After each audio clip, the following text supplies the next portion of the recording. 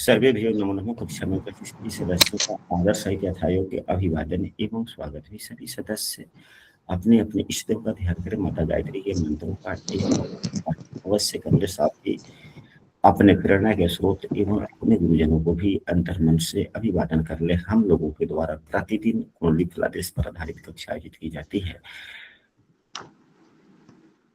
साथ ही आज की जो यह विषय वस्तु है यह वास्तुशास्त्र पर आधारित है। इस कक्षा की संचालिका प्रियंका जी हैं। प्रियंका जी शामिल भी हो चुकी हैं कक्षा में। हम इन्हें पूरी कक्षा में उपस्थित सभी सदस्यों की ओर से इन्हें आमंत्रित करते हैं कि आज की कक्षा की कार्यवाही को आगे बढ़ाएं। प्रणाम गुरुजी, सभी विद्वानजनों को मेरा सादर प्रणाम। गुरुजी आप आगे प्रदान करिए। आशीर्वाद है जी। तो जैसा कि हम वास्तु शास्त्र की कक्षा कर रहे हैं, तो इसीलिए सबसे पहले वास्तु पुरुष को नमन करना उत्तम होता है। तो वास्तु पुरुष नमस्ते तु भूषय्याभिरत प्रभु मद ग्रहे धन ध्यानादि समृद्धिम कुरुम सर्वदा। यह वास्तु पुरुष का एक मंत्र है, जिससे कि अगर हम प्रतिदिन इस मंत्र का उच्चारण घर पे कर लेते हैं अथवा सुबह शाम इसका उच्चारण करते हैं, तो अगर आपके घर में किसी भी प्रकार का वास्तु दोष है तो उसमें थोड़ा सा शांति प्रदान करता है यह मंत्र, और हमारे घर में सुख समृद्धि धन धान्य से हमें परिपूर्ण करता है।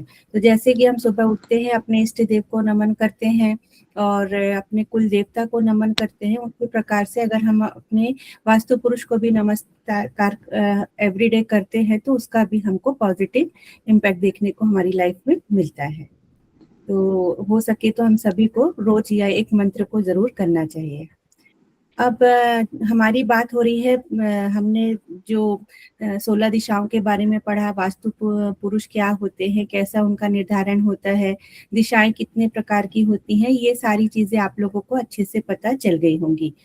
फिर हमने एक नया टॉपिक स्टार्ट किया था जो कि था प्रवेश द्वार से संबंधित, कि किस तरह का प्रवेश द्वार होता है। गुरुजी ने कल बहुत अच्छी चीज शॉर्टकट में बहुत अच्छे से समझाया कि किस प्रकार से 9 पद में बांटकर उसका 32 पद निकाला जाता है, और उसको ही हिंदी में वैदिक ज्योतिष में जगह अगर आपके पास में ये वाली बुक आप लोगों ने ले ली होगी तो वास्तु शास्त्र की विश्वकर्मा प्रकाश बुक है। ये सबसे पुरानी बुक है वैदिक वास्तु शास्त्र की, और बहुत इजी वे में, बहुत सरल और स्पष्ट शब्दों में इसको बहुत अच्छे से वास्तु के बारे में बताया गया है। इस प्रकार से हमको भूमि का चयन करना चाहिए, भूमि कब सोती है, कब जागती है, कब उठती है, किस प्रकार से उसका हमको गृह आरंभ करना चाहिए। ये बहुत सारी बातें इसमें बहुत अच्छे और विस्तृत रूप में बताई गई हैं। क्योंकि अभी हम वास्तु की बेसिक सी चीजें सीख रहे हैं कि तो हमारी लाइफ में हम किस प्रकार का चेंजेस कर सकते हैं, और छोटे छोटे उपायों से अगर आपके घर में कोई नेगेटिविटी का मतलब कि अगर कोई वास्तु दोष है और उस दिशा से और दशा से परेशानी आ रही है तो हम उसको कैसे सुलझाएं, उसके बारे में अभी हम थोड़ा सा सीख रहे हैं। तो प्रवेश द्वार के बारे में कल से मैंने एक चर्चा स्टार्ट की है कि किस प्रकार का प्रवेश द्वार होना चाहिए। तो कल आप लोगों ने देखा था कि गुरुजी ने बताया था कि उसको 9 पद में हमने बांट देते, ठीक है। तो हर दिशाओं के अगर आप काउंट करेंगे तो 8 पद होकर निकलते हैं। N1 से लेके N8 तक, नॉर्थ से लेके मैंने आप लोगों को बताया था। उसके बाद में ईस्ट के E1 से लेके E8 तक, ऐसे ही साउथ में S1 से लेके S8 तक, और वेस्ट में W1 से लेके W8 तक। इस प्रकार के अगर हम मॉडर्न ज्योतिष वास्तु की बात करेंगे तो उसके अनुसार उसको इस प्रकार से निर्धारित किया गया है। इसके बाद में पहले तो मैं आप लोगों को ये बताऊं कि किस दिशा में कौन सा पद होने से क्या चीजें होना अच्छा रहता है और क्या नहीं होता है। लेकिन एक छोटी सी और बेसिक बातें हैं, हालांकि ये हमारे जो हमसे बड़े हैं ये हमें हमेशा दैनिक दिनचर्या में सिखाया करते थे। जब मतलब मुझे भी याद है कि मैं छोटी थी तो मेरी मम्मी भी मुझे सिखाया करती थी कि जब आप सुबह उठते हैं तो हमको हमारे घर का जो मुख्य द्वार रहता है उसमें पानी सींचना चाहिए, उन्हें अच्छे से साफ करना चाहिए। तो एक चीज ऐसी है कि घर का प्रवेश द्वार जिसका भी जैसा भी हो, हमें ये चीज ट्राई करना हमेशा चाहिए कि जब भी आप सुबह उठें, सबसे पहले अपने घर का जो प्रवेश द्वार है उसको साफ करना सबसे ज्यादा जरूरी है। किसी भी प्रकार की गंदगी ना हो उसमें। और आजकल फ्लैट सिस्टम चल गया है तो जनरली जब बिल्डिंग वाले लोग आते हैं तो वो झाड़ू पोछा वगैरह करके जाते हैं। लेकिन बीइंग आप घर की मुखिया, घर के संचालक अथवा संचालिका होने के नाते हमारा यह कर्तव्य बनता है कि जब भी हम सुबह उठें तो सबसे पहले हम अपने प्रवेश द्वार को साफ करें। अगर झाड़ू लगाएंगे तो बहुत अच्छी बात है, नहीं भी है तो कम से कम उसमें थोड़ा सा पानी जरूर सींचना चाहिए आपको। और उसमें एक ये बहुत गुड़ बात है, और क्योंकि हमारे चीजें जो हैं ये आपको कोई शास्त्रों में बुक में नहीं लिखा हुआ, लेकिन ऐसा है कि अगर आप सुबह उठकर अपने घर में अपने घर का अपने मटके में पानी भरा हुआ है और उस जल से आप अपने बाहर का जो मेन गेट है उस पर छिड़काव करते हैं तो इससे माँ लक्ष्मी बहुत जल्दी प्रसन्न होती हैं। और अपने घर में आप साफ सफाई रखते हैं। क्योंकि मैं महाराष्ट्र में रहती हूँ, बिलोंग तो मैं छत्तीसगढ़ से करती हूँ, लेकिन मैं पिछले 18 सालों से महाराष्ट्र में हूँ। तो मैं यहाँ देखती हूँ कि यहाँ घर में हर घर का पहला ही एक रूल होता है कि इंसान सबसे पहले उठता है और स्नान करने के बाद सबसे घर पहले वो अपने घर में रंगोली जरूर डालते हैं, अपने घर को सजाते जरूर हैं। इसी प्रकार से अगर आप लोग केरल साइड में जाएंगे तो वहां पर एक प्रचलन है कि वहां पे रंगोली बनाई जाती है, लेकिन चावल के आटे से रंगोली बनाई जाती है। ऐसे ही हमारे घर में अगर हम कोई पूजा करते हैं तो हम लोगों के यहाँ प्रचलन है कि आटे से हम चौक पूरते हैं या फिर रंगोली बनाते हैं। तो इस प्रकार से हर जितने भी प्रकार के स्टेट है सब में अपना अपना एक अलग कल्चर चलता है। लेकिन अगर आप सबका एक बेसिक चीज को समझेंगे तो तरीका भले ही अलग हो, लेकिन एक ही प्रारूप है उसका कि हमको अपने प्रवेश द्वार को जो है अच्छे से साफ सुथरा और व्यवस्थित रखना है। क्योंकि जैसे बोलते हैं ना, first impression is the last impression.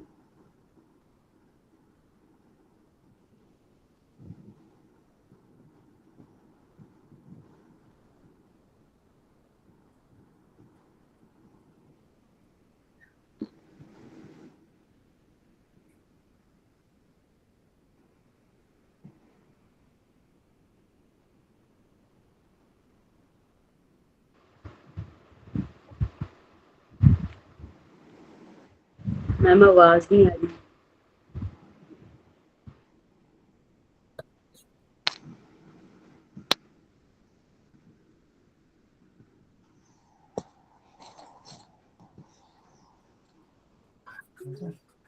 आवाज नहीं आ रही है। हाँ हेलो।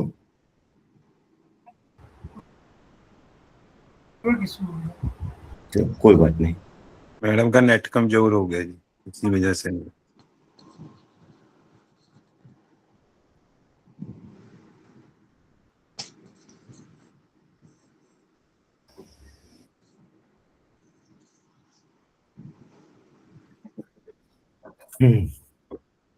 उनके यहाँ का लाइट चला गया है। तो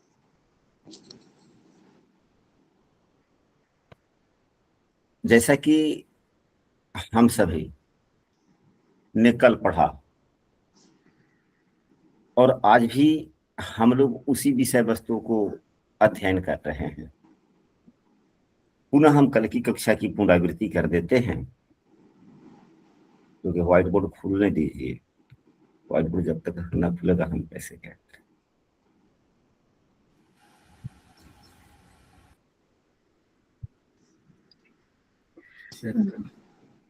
क्षमा प्रार्थी हूँ, मेरी घर की लाइट चली गई है। अभी आवाज आ रही है आप लोगों को? हाँ जी, हाँ जी, हाँ जी गुरु जी।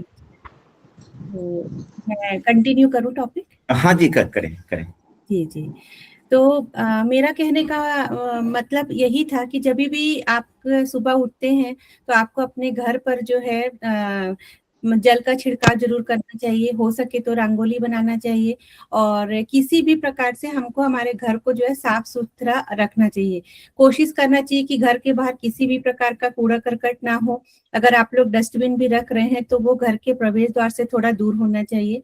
इसके साथ में सबसे इम्पोर्टेंट चीज होती है जो कि प्रायः सभी के घरों में देखने को मिलती है, वह होता है स्वास्तिक। आपको अपने घर के प्रवेश द्वार पर जरूर एक साफ सुथरा अच्छा स्वच्छ जो कि पूरे अपने आभा लिए हुए है एक स्वास्तिक को जरूर बनाना चाहिए। क्योंकि जो स्वास्तिक है वो सीधे सीधे गणेश जी का ही प्रारूप माना जाता है। बल्कि मैं तो सभी को ये सजेशन दूंगी कि अगर आप लोग अपने घर पे घर पे के प्रवेश द्वार पर गणेश जी की मूर्ति लगाना चाहते हैं, तो उसकी जगह पर अगर आप स्वास्तिक बनाएंगे तो ये भी उससे ज्यादा इम्पैक्ट अच्छा माना जाएगा। क्योंकि गणेश जी की मूर्ति के विषय में एक लोगों के बीच में बहुत सारी भ्रांतियां चली हुई है कि हमको किस प्रकार से गणेश जी की मूर्ति को घर के अंदर की तरफ लगाना चाहिए अथवा बाहर की तरफ लगाना चाहिए, क्या करना चाहिए क्या नहीं करना चाहिए, ऐसे बहुत सारी चीजें जो है वो दिमाग में चलती हैं। लेकिन सबसे मेन चीज ये है कि अगर आप जैसे कि मेरे पास में लोग आते हैं पूछने के लिए कि हमको गणेश जी की जो मूर्ति है वो किस साइड में लगाना चाहिए, घर के अंदर जब हम आ रहे हैं तब हमको सामने से दिखे चेहरा या फिर पीछे से दिखे। क्योंकि जैसा आप लोगों को पता होगा कि जो गणेश जी की मूर्ति है उनकी पीठ में जो है बोला जाता है कि दरिद्रता का वास होता है। तो अगर उनकी पीठ का जो पोर्शन है वो आपके घर में, मतलब मान लीजिए कि आपने घर के फ्रंट डोर में बाहर की तरफ लगाई हुई है, तो क्या हो रहा है कि गणेश जी की पीठ जो है वो आपके घर की तरफ आ रही है। लेकिन अगर आपने उसको घर के अंदर में लगाया हुआ है तो उनकी पीठ जो है बाहर की तरफ जा रही है। तो जब आप घर में प्रवेश कर रहे हैं तो वो बोलते हैं कि आप जब घर में प्रवेश किए तो और गणेश जी को आपने ऊपर की तरफ देखा तो दरिद्रता आपके साथ में आई। लेकिन अगर आप बाहर निकल रहे हैं और आपने ऐसे लगा रखी मूर्ति की, बाहर से तो दिख रहा है लेकिन अंदर की तरफ में उनकी पीठ दिख रही है, दैट मीन्स कि घर के अंदर में है। तो इससे सभी प्रकार के दोषों से अच्छा है कि आप घर में अपने स्वास्तिक बनाएं और स्वास्तिक बना के अपने मेन डोर पे लगाएं, उसे व्यवस्थित मतलब सुसज्जित करें। हमारे यहाँ पे प्रचलन है कि हम कभी कभी अशोक की पत्तियां हैं, आम के पत्ते हैं, अगर आपको वो सारी चीजें अवेलेबल हो, आप लोग मॉर्निंग वॉक करने जाए और आप लोगों को वो दिख जाए तो उसको लेकर आइए, अपने घर पे लगाइए। ये सारी चीजें जो है घर के प्रवेश द्वार को एक पॉजिटिव एनर्जी देने का काम करती हैं। और अगर किसी भी प्रकार का वास्तु दोष भी है तो वो उस वास्तु दोष का निवारण करने में हमारे जीवन में बहुत ही महत्वपूर्ण योगदान प्रदान करता है। तो ये तो हो गई बेसिक सी बातें जो कि हर इंसान को जरूर अपने घर पे करना चाहिए। इसके साथ में एक प्रश्न और उठता है कि जो हमारे घर का एंट्री गेट है वो किस चीज का बना हुआ होना चाहिए। बहुत लोगों में ये भ्रांतियां हैं कि वो सिर्फ लकड़ी का ही होना चाहिए या वो सिर्फ लोहे का होना चाहिए या अथवा मेटल का होना चाहिए। आजकल तरह तरह के नए नए मेटल्स भी आ गए हैं, प्लास्टिक भी डिफरेंट टाइप की आ गई है, तो बहुत सारी चीजें प्रचलन में है। लेकिन अगर मैं वैदिक वास्तु की बात करूंगी तो वैदिक वास्तु में लकड़ी का गेट, अगर आपको सागौन की लकड़ी का मिलता है तो बहुत अच्छी बात है, लेकिन आजकल बड़ी सिटीज में सागौन की लकड़ी मिलना बहुत मुश्किल है, ओरिजिनल जो सागौन की लकड़ी आती है। तो अगर वो अवेलेबल नहीं भी है तो हमको कोशिश करना चाहिए कि अच्छी लकड़ी का, आम की लकड़ी हो गई, नीम की लकड़ी हो गई, इस प्रकार से जो मेन डोर है उसको हमको बहुत ही अच्छा बनवाना चाहिए। थोड़ा सा ना वो बहुत भारी हो, ना ही वो बहुत हल्का हो, ना ही बहुत ज्यादा बड़ा दिख रहा हो, ना ही बहुत छोटा हो। हमको उसकी लंबाई चौड़ाई, इसके बारे में बहुत वर्णन है। जब आप ये विश्वकर्मा प्रकाश जब बुक पढ़ेंगे तो उसमें बहुत सारी चीजें लिखी हुई हैं कि किस किस तरह का गेट होना चाहिए। उससे जो घर का मुखिया है उसमें बहुत है, लेकिन वो थोड़ा गूढ़ का विषय है। जब हम उसको बृहद का भी चर्चा करेंगे तो ही आप होगा, अदरवाइज आप लोग भी बुक लीजिए और उसको पढ़िएगा। ये काफी आपको शिक्षा देगी, स्पेशली उनके लिए जिनको नया घर अगर बनवाना है तो। अब चूंकि जिनका घर बना हुआ है अथवा जो फ्लैट सिस्टम में रहते हैं तो उनको तो बिल्डर बना बनाया घर देता है, तो आपके हाथ में इतनी ही चीजें होती हैं कि आप अपने घर को सुसज्जित व्यवस्थित रखिए, घर को भी, और घर के जो गेट है, मेन डोर जो है उसको बढ़िया से सजा के रखिए, बंधनवान वगैरह उसको लगा के रखिए। कोशिश करिए कि घर का मेन डोर जो है उसमें कभी भी धूल ना आने पाए, क्योंकि जब कोई घर के आपके अंदर प्रवेश करे, आपके घर के अंदर आना चाहे, अगर उसको वो धूल दिखती है, कुछ खराबी दिखती है, तो उसी से उसकी मानसिकता पता चल जाती है कि ये लोग कैसे रहते होंगे। तो इसी प्रकार से हमारे घर की मेन एंट्री जो है वो बहुत ज्यादा मैटर करती है, और उसी से ही आपका चाल चलन, आपका व्यक्तित्व कैसे है वो सामने वाला निर्धारण कर लेता है कि हम इनकी स्थितियां किस प्रकार की हैं। तो कोशिश हमको हमेशा यही करना चाहिए कि जिस प्रकार से हम अपने शरीर को, हमारे शरीर में सबसे इम्पोर्टेंट चीज क्या होता है, हमारा फेस होता है ना। अगर हम कैसे भी रहे लेकिन हम अपने व्यवस्थित होकर तैयार होकर रहते हैं तो उससे जो है अट्रैक्टिव पर्सनैलिटी बोलिए या लोग आपसे प्रभावित होते हैं, उसी प्रकार से घर जो है वो ही आपका फेस है। तो उसको देखकर ही जब कोई अंदर प्रवेश करेगा और वो अच्छा सुसज्जित है, कोई आपके घर पे आ रहा है, तो उससे आपके बारे में एक पॉजिटिव इम्पैक्ट लेकर वो घर के अंदर प्रवेश करेगा कि जिसका घर ही इतना अच्छा है, जिसका प्रवेश द्वार ही इतना अच्छा है, वो व्यक्ति अंतर मन से किस प्रकार का होगा। तो ये बेसिक सी चीजें हैं, लेकिन अगर आप लोग करते भी होंगे तो बहुत अच्छी बात है, नहीं भी करते हैं तो इस चीज को बहुत ध्यान रखिए कि सुबह उठ के जल का छिड़काव करना बहुत ज्यादा जरूरी है, और ये हमारे घर में प्रॉस्पेरिटी लेकर आता है। अब बात हो गई इसकी, अगर आपके घर पे लकड़ी का गेट नहीं है, अथवा आजकल जो प्रचलन चल गया कि हम 2 प्रकार के गेट बनाते हैं, एक कहलाता है सिक्योरिटी गेट और एक कहलाता है मेन डोर, जिसे कि जो जनरल हम खोल के भी रख सकते हैं कभी, और एक सिक्योरिटी गेट रहता है जिसे हम जनरली बंद करके रहते हैं। अब जो सिक्योरिटी गेट है, इस चीज का बेसिक याद रखना जरूरी है कि दोनों की जो गेट की दिशा है वो एक ही तरफ खुलता हुआ नहीं होना चाहिए। मतलब ऐसा नहीं होना चाहिए, जनरली कोशिश ये की जाती है कि जो मेन डोर है वो आपका दाहिने तरफ से खुले, लेकिन जो आपका बाहर अंदर वाला जो गेट है वो हमेशा जो है वो अपोजिट डायरेक्शन में खुलना चाहिए, दोनों एक ही डायरेक्शन में खुले, इस तरह से नहीं होना चाहिए, एक अंदर की तरफ आए और एक बाहर की तरफ जाए। ये चीज को ध्यान रखना बहुत ज्यादा जरूरी है। इसके साथ ही गुरुजी ने हमको पहली या दूसरी कक्षा में ये चीज सिखाया था कि जब भी आप घर के अंदर एंट्री कर रहे हो तो सामने डोर के सामने डोर, मतलब 1 2 3 कंटिन्यूअसली 3 कमरे एक साथ में नहीं होना चाहिए। ये भी एक प्रकार का वास्तु दोष है कि जब भी कोई आपके घर में एंट्री करे तो डायरेक्ट उसको सारा घर दिख जाए, इस तरीके से कभी भी नहीं होना चाहिए। एक गेट जो स्पेशली ये चीज जो रूल है वो मेन गेट के लिए बहुत ही ज्यादा इफेक्टिव है कि घर में एंट्री करते साथ में सिर्फ पहले आपको आपका घर दिखे, फिर लेफ्ट राइट में आपके जो कमरे बने हुए हैं तो वो कमरों के आधार पर आपके गेट निर्धारित हों। ये बेसिक सी चीजों को बहुत ज्यादा ध्यान देना जरूरी है। इसके साथ ही गेट की जो लंबाई है वो बहुत ज्यादा भी लंबी नहीं होना चाहिए कि 9 फीट 10 फीट ऐसे लंबी हो रही है, ना ही वो बहुत छोटी होना चाहिए। कुछ चीजें तो घर के मुखिया और घर के सदस्यों की हाइट के ऊपर भी डिपेंड करता है, लेकिन एक आदर्श गेट का साइज अगर हम बोलेंगे तो 8 फीट के ऊपर नहीं होना चाहिए। इसी प्रकार से जो घर जैसे चौड़ाई का भी मैंने बताया, ना बहुत चौड़े होना चाहिए ना ही बहुत सकरा होना चाहिए, एक व्यवस्थित सुसंगठित आपका गेट मेन डोर होना चाहिए। अब जितने भी प्रकार के गेट के बारे में आप, हाँ, अब इसमें एक चीज और मैटर करती है कि अगर आपने अपने घर पर 2 प्रकार के गेट बनाए हुए हैं, एक है कि जो आपका मेन गेट हो गया और दूसरा गेट हो गया आपका जो सिक्योरिटी गेट हो गया। मेन डोर को जो है कोशिश करना चाहिए हमेशा कि वो लकड़ी का ही बना हो, लेकिन जो आपका सिक्योरिटी गेट है वो आपका मेटल का, लोहे का, स्टील का, आजकल स्टील की भी बहुत अलग अलग चीजें आ गई हैं, उससे संबंधित आप गेट बना सकते हैं। अब बहुत चीज मैटर करती है कि, और एक बहुत बड़ी गलतियां भी लोग करते हैं वो अब मैं आप लोगों को बता रही हूँ।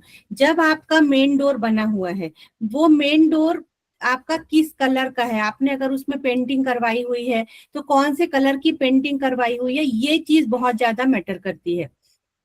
वो इसलिए क्योंकि आप, अब ये वाला चार्ट आप लोगों को बहुत अच्छे से समझ में आ गया होगा। जब भी आपके घर की मेन एंट्री का जो गेट है, अगर आपका मेन डोर उत्तर दिशा की तरफ पड़ता है, ठीक है, तो उसमें हमको कोशिश करना चाहिए कि अगर वो मेटल का है और मेटल में अगर आप कलर करवा सकते हैं तो बहुत ही हल्के नीले रंग का, जो आसमानी कलर एकदम लाइट स्काई कलर होता है, अगर आप उसमें उसकी बॉर्डर बना लेते हैं अथवा वो कलर ही इस कलर का, ब्लू कलर का करवाते हैं, तो क्या होगा, वो एक पॉजिटिव इम्पैक्ट लेकर आपके घर में आएगा और उसका पॉजिटिव इनपुट मिलेगा।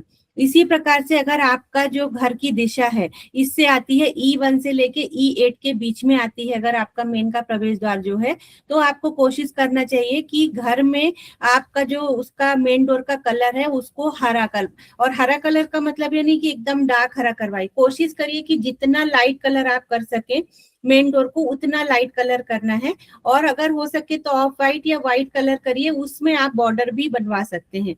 तरह तरह के डिजाइन भी चली हुई, अब चूंकि स्टील है तो स्टील में आप कुछ नहीं कर सकते, तो उसमें कोशिश करिए कि हरे कलर से संबंधित बंधनवार लगा दीजिए, उसको हरे कलर का स्वास्तिक, आजकल आर्टिफिशियल स्वास्तिक बहुत चल गए, तो हरे कलर का स्वास्तिक लगा दीजिए, तो ये भी चीज आपको पॉजिटिव इम्पैक्ट लेकर आएगी।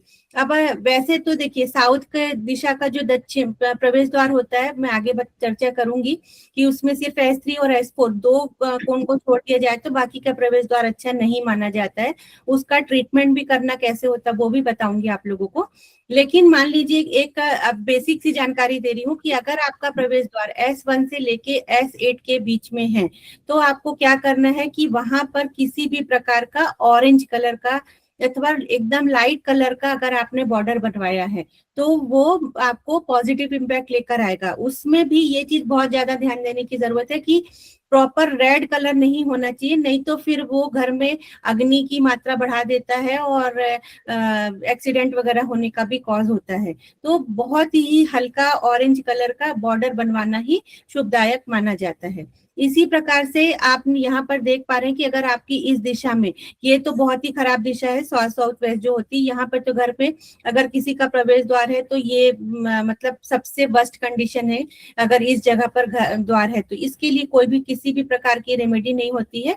अगर आपको ये घर की आपकी एंट्री है, प्रवेश द्वार है, तो इस घर को शिफ्ट करना ही सबसे अच्छा माना जाता है। इसके बाद में मान लीजिए कि आपका S3 S4 जो मैं आगे बताऊंगी, अगर वहां पर प्रवेश द्वार है वो बहुत अच्छा है। इस और कोई सी दिशाएं हैं तो वहां पर आप पीतल का पिरामिड या पीतल के भी जो पीतल की पॉलिश के गेट आते हैं वो भी आप लगा सकते हैं। मेटेलिक इस तरह से कलर से संबंधित, गोल्डन कलर से संबंधित आजकल बहुत अच्छी अच्छी चीजें आ गई हैं, तो आप उसका यूज कर सकते हैं। और उसमें स्वास्तिक भी येलो कलर का स्वास्तिक आप लगा सकते हैं, वो भी बहुत पॉजिटिव इम्पैक्ट देता है। इसी प्रकार से अगर आपको ये जो वेस्ट साउथ वेस्ट डायरेक्शन है ये भी बहुत खराब मानी जाती है।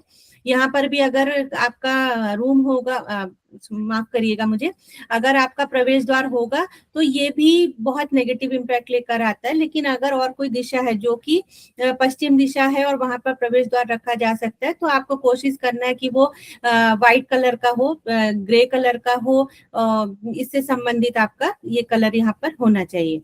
तो ये बेसिक सी चीजें हैं। आपका घर, स्पेशली आप लोग कोशिश करिए कि आपके घर में, हम कम से कम इतना तो सीख गए हैं कि ब्रह्म स्थान में खड़े होके किस प्रकार से आपको ये चीज पता चल सकती है कि आपका जो घर है वो कौन सा मुखी है, उत्तर मुखी है, दक्षिण मुखी है, पश्चिम मुखी है अथवा पूरब मुखी है। अब उसमें से जो भी प्रवेश द्वार है आपका और उससे संबंधित कलर आप अपने प्रवेश द्वार पे लगाइए, बंधनवार लगाइए, स्वास्तिक लगाइए, तो ये चीज जो है आपको बहुत पॉजिटिव इम्पैक्ट देगी। तो ये कुछ जरूरी बातें थी जो कि प्रवेश द्वार से संबंधित हमको ध्यान देने की जरूरत है। अब इस विषय में आप लोगों को कुछ पूछना है तो बताइए। ठीक है, तो अब हम शुरू करते हैं। एक की आज के समय के हिसाब से एक दिशा का भी हम बता सकती हूँ मैं। तो जैसा कि आप लोग बहुत देर से यहाँ पर देख पा रहे हैं कि मैंने उत्तर दिशा लिखी हुई है, और गुरुजी ने भी कल जो पदों के आधार पर बताया था चीजें कि बहुत सरल तरीके से बताया था कि 1 और 2 पद को छोड़ दिया और 3 और 4 को देखा तो ये बहुत अच्छा पद कहलाता है। आगे के पद जो है वो गृह प्रवेश के मुख्य द्वार के लिए अच्छे नहीं माने जाते हैं। तो वही चीज ये मैंने यहाँ पर लिख रखी है। तो आप अगर देखेंगे कि कल मैंने आप लोगों को शेयर किया था कि अगर आपका जो पद आ रहा है वो N1 में आ रहा है, तो N1 का आप लोगों को मैंने डिग्री भी बताई हुई थी, आप लोग इसका स्क्रीनशॉट आप लोग लेके रखिएगा। अगर N1 पद आपका आ रहा है, मतलब ये कौन सी दिशा हो गई आपकी, नॉर्थ वेस्ट दिशा हो गई, ठीक है, उत्तर पश्चिम दिशा हो गई। ये जो दिशा होती है ये दिशा होती है रोगों की। आप यहाँ पर देख पा रहे हैं उन देवता का नाम भी लिखा हुआ है, ठीक है, ये रोगा देवता है। तो यहाँ पर अगर आपका प्रवेश द्वार है तो क्या होगा कि घर के रहने वाले जो भी सदस्य होंगे उनके अंदर में बीमारी कंटिन्यूअसली बनी रहेगी, मानसिक तनाव उनको बना रहेगा, घर का माहौल बिल्कुल भी अच्छा नहीं होगा। स्पेशली यहाँ के जो गेट रहते हैं N1 जहाँ पे लिखा हुआ है, इस तरह में रहने वाला जो घर का मुखिया होता है ना, वो मुखिया कभी भी अपने डिसीजन सही नहीं ले पाता है। मतलब जहाँ उसको अंतर्मन में एक मानसिक दबाव, मतलब ऐसी कंडीशन है कि घर में आपकी खुशियां भी हैं तो भी उस खुशी से वो खुश नहीं हो सकता है। ऐसी कंडीशन आती है। तो मानसिक दबाव है, और यही मानसिक दबाव उसको बहुत सारी बीमारियां, जो छोटी छोटी सी बीमारियां हैं कि हाई बीपी हो रहा है, शुगर की बीमारी है, इससे संबंधित बीमारियां जो है, मानसिक जो भी बीमारियां, वो अगर आपका प्रवेश द्वार N1 में आता है तो इस पद पर, पहले पद पर, मतलब उत्तर दिशा के पहले पद पर अगर आपका प्रवेश द्वार आता है तो इससे संबंधित समस्या आप लोगों को हो सकती है। तो अगर इसमें कोई भी, मैं आगे ट्रीटमेंट बताऊंगी कि किस प्रकार से हमको ट्रीटमेंट करना पड़ता है, तो अगर ऐसा है तो ये समझिए कि इससे संबंधित समस्या आपको आएगी। इसके साथ में ही हाँ पारुल जी, आप कुछ बोलना चाहते हैं शायद? हाँ मैम, ये स्क्रीनशॉट नहीं लिया जा रहा, मैं काफी कोशिश कर रही हूँ, वैसे मैंने नोट डाउन कर लिया है, बट हाँ, इसको आप लोग नोट कर लीजिए। तो ठीक है मैम, बट अगर कोई इम्पोर्टेंट हो तो अगर आपको इजी लगे तो कभी ग्रुप में भेज दिया कीजिए। ठीक है, भेज थैंक यू। देंगे। तो N1 का आप लोगों ने समझा। अब जो दूसरा प्रवेश द्वार आता है उसको हम कहते हैं N2। आप उसके देवता कोई देख पा रहे हैं, उनका नाम है नागा, ठीक है। तो इसको आप ये समझ सकते हैं कि नाग की प्रवृत्ति किस प्रकार से होती है ना। अगर आप जनरली देखे होंगे कि सर्प की प्रवृत्ति कैसी होती है कि ईर्ष्या होना। जैसे ही हम सर्प को देखते हैं हमारे मन में अनावश्यक रूप से एक भय आ जाता है, ये एक नॉर्मल सी बात है। और ये चीज मुझे किसी ने सिखाई नहीं है, ये जितने भी देवता हैं वो मैंने उनके नाम के आधार पर उसको समझने की पहले कोशिश की है, उसकी प्रकृति को समझने की कोशिश की है, और फिर उसके आधार पर मैंने, ये चीजें कहीं पे बुक में नहीं मिलेंगी आपको, जो मैं अपना मतलब नॉलेज मैंने सीख कर आप गेन किया है वो आप लोगों को बता रही हूँ। तो नागा का मतलब भी यही होता है कि उसकी जो प्रवृत्ति होती है, प्रवृत्ति क्या है कि हम उसको देख के डर जाते हैं, ठीक है, और अंदर भय हो गया किसी भी प्रकार का। फिर ईर्ष्या की भावना भी अगर आप देखेंगे तो जो सर्प की प्रवृत्ति होती है उसके अंदर एक ईर्ष्या की भावना भी रहती है। तो जिसका भी घर अगर उत्तर दिशा के दूसरे पद पर होगा तो उसके देवता होते हैं नागा। अगर हम मॉडर्न ज्योतिष के बारे में, एस्ट्रो के बारे में बात करेंगे, वास्तु के बारे में, तो उसका पद वो है, वो N2 कहलाता है। अगर यहाँ पर आपका प्रवेश द्वार होगा तो यहाँ पे रहने वाले व्यक्ति को, घर के सदस्यों को हमेशा शत्रुओं से बाधा बनी रहेगी। अब कोई सोचेगा कि हमारे तो शत्रु ऐसे बनते नहीं, तो ये जो शत्रु हैं वो किस प्रकार के शत्रु हो गए कि आप ऑफिस में अगर काम कर रहे हैं तो कोई ना कोई व्यक्ति ऐसा जरूर होगा जो आपको पीछे से बैक बिचिंग करने का काम जरूर करेगा। मतलब आप कितना भी अच्छा काम कर लीजिए, लेकिन कोई ना कोई ऐसा व्यक्ति आएगा जो आपकी गलतियों को देखेगा। कहते हैं ना कि जैसे एक प्लेन पेपर है, प्लेन पेपर में एक डॉट बना दिया जाए तो कोई भी उस प्लेन पेपर को नहीं देखेगा, लेकिन उस डॉट को जरूर देखा जाएगा। तो वो डॉट है मतलब कलंक है, या कोई भी ऐसी चीजें हैं जो कि नेगेटिव है, वही चीज देखी जाएगी। तो जिस व्यक्ति का भी इस पद पर घर होगा उस व्यक्ति के पीछे कोई ना कोई व्यक्ति हमेशा लगा रहेगा। आपके पड़ोसी हैं, वो ही आपके पीछे, अरे तुमने ये नहीं किया, वो नहीं किया, यहाँ पर ऐसा रख दिया। अगर आप बिजनेसमैन हैं, आप किसी भी प्रकार का बिजनेस करते हैं, वुमेन है, बिजनेस वुमेन है अथवा बिजनेसमैन है, तो क्या होगा कि हमेशा कॉम्पिटिटर की चीजें लगी रहेंगी। मतलब जितना आपको प्रॉफिट मिलना चाहिए वो प्रॉफिट आपको कभी मिल ही नहीं पाएगा, और उसकी वजह से क्या होगा कि आप लीगल परेशानियों में भी बहुत बार फंस जाएंगे, क्योंकि कोई शत्रु आएगा, आपके अंदर भी पेशेंस की कमी रहेगी, और फिर क्या होगा कि छोटा सा झगड़ा भी कब लीगल रूप में परिवर्तित हो जाए आपको ये चीज पता ही नहीं चलेगी। तो और इस चीज को आप ये भी समझ सकते हैं कि अगर किसी को कानूनी वाद विवाद बहुत ज्यादा हो रहा है तो आपको उस व्यक्ति के घर के इस पद को देखना बहुत ज्यादा जरूरी है कि कहीं उसका जो पद है वो N2 मतलब उत्तर दिशा के दूसरे पद पर तो नहीं आता है। ये चीज ध्यान देखने की बहुत जरूरत है। और अगर कोई परेशान है, कानूनी वाद विवाद से परेशान है, तो इस जगह का ट्रीटमेंट करना बहुत ही आवश्यक है। अगर आप यहाँ पर ट्रीटमेंट करके देंगे उनको, या फिर स्वयं भी परेशान है तो ट्रीटमेंट करेंगे, जो कि मैं आगे बताती जाऊंगी आप लोगों को। अभी तो क्योंकि क्लास बहुत लंबी चलनी है तो सारी चीजें मैं एक्सप्लेन करूंगी। तो अगर यहाँ पर ट्रीटमेंट करेंगे तो ही अच्छा माना जाएगा, अदरवाइज फिर यहाँ पर इस तरह की परेशानियां आपको देखने को मिलेंगी।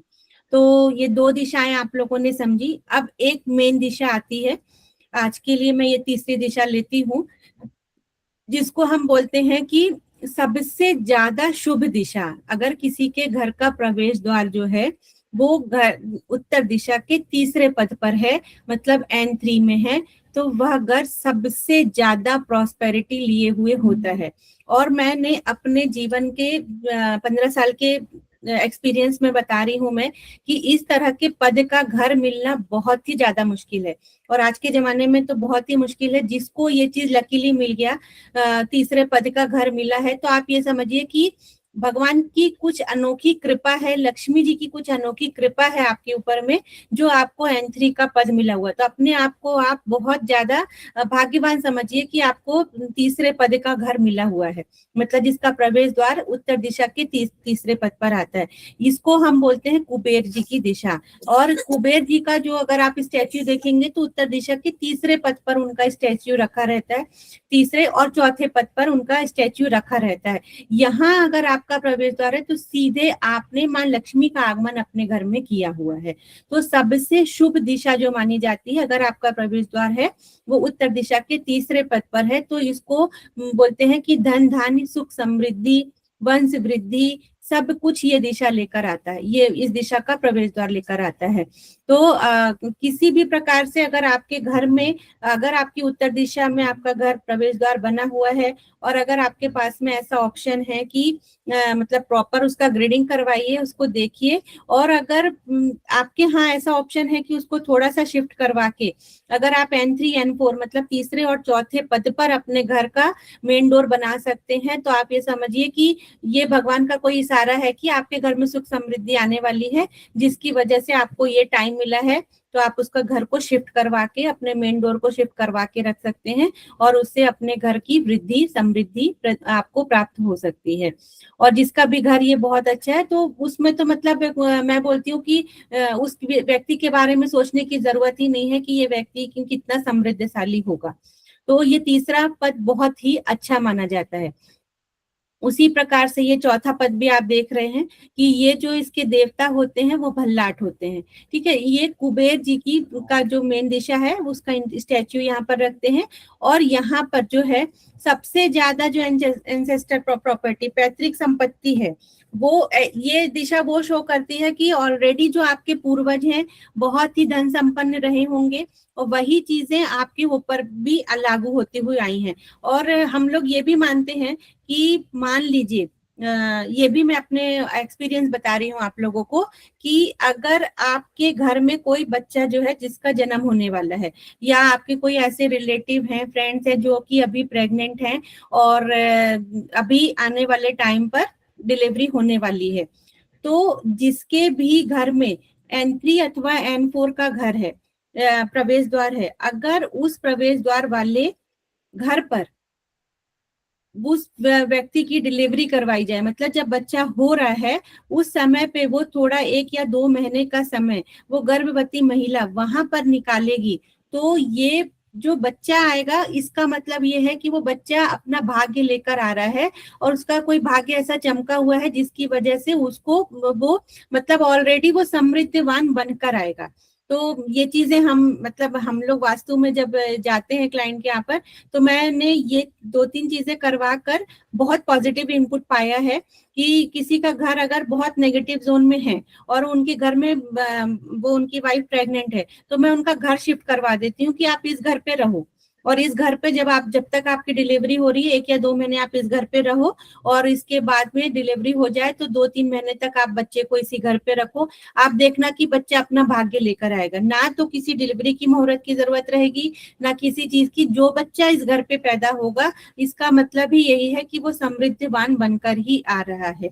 तो मतलब बोलते हैं कि अप्रत्याशित रूप से बड़ा धन लाभ होना, बड़ी चीजें अच्छी होना, बड़ी गाड़ियां होना, तो आप ये समझो कि जितने भी बड़े बड़े समृद्धशाली व्यक्ति हैं उनके घर में कहीं ना कहीं प्रवेश द्वार है वो उत्तर दिशा के तीसरे और चौथे पद पर अगर पड़ता है, तो ही वो व्यक्ति बहुत समृद्धवान बनकर आते हैं। और एक बहुत थंब रूल बता रही हूँ कि अगर आपके घर के अंदर बहुत सारा वास्तु दोष है भी, लेकिन जिसकी घर की मेन एंट्री जो है N3 N4 में आ रही है, तीसरे और चौथे पद पर आ रही है, तो वो व्यक्ति जो है मतलब छोटी छोटी परेशानियों से घिरा रहेगा अगर बहुत सारे वास्तु दोष हैं।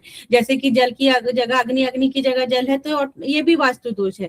लेकिन मैं ये बोल सकती हूँ कि पैसों से रिलेटेड संबंधी समस्या उसको नहीं आएगी। इंटरनल कुछ और चीजें हो रही है वो हो सकती हैं, लेकिन पैसों की समस्या उस घर में नहीं आएगी।